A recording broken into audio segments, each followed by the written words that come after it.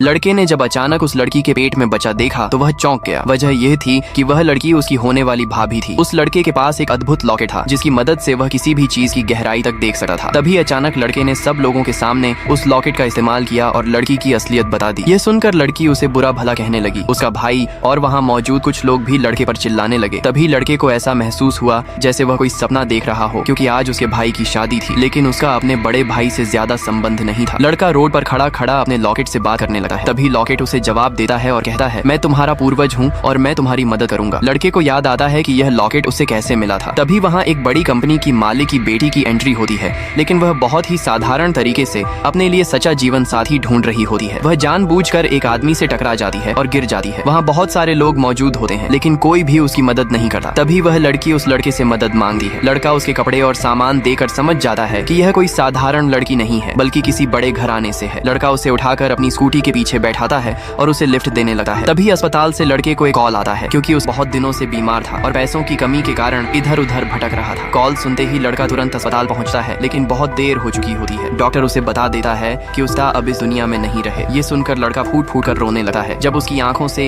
एक बूंद आंसू उसके शरीर पर गिरती है, तभी उसका अचानक जिंदा हो जाते हैं। यह सब उस लॉकेट की वजह से होता है, क्योंकि वह कोई साधारण लॉकेट नहीं था, बल्कि उसमें अद्भुत शक्तियां थी। ये देखकर वहाँ मौजूद सभी लोग हैरान रह जाते हैं। अस्पताल का पूरा बिल माफ कर दिया जाता है, क्योंकि थोड़ी देर पहले जिस लड़की की लड़के ने मदद की थी वह कोई साधारण लड़की नहीं थी। उसी ने अस्पताल का सारा बिल चुका दिया था। तभी वह लड़की एक कमरे से बाहर निकलकर लड़के के पास आती है और कहती है कि वह भी यहीं काम करती है। फिर वह उसका के पास जाती है और उनके सामने साफ साफ कहती है, मैं आपके बेटे से शादी करना चाहती हूँ। इतना कहकर वह वहाँ से चली जाती है। कुछ दिनों बाद वही लड़की एक बड़ी गाड़ी से उतरती है। लिफ्ट में जाते समय उसकी असिस्टेंट उसे बताती है कि वह कंपनी की CEO है और उसके हाथ में लड़के के साथ शादी का कार्ड होता है।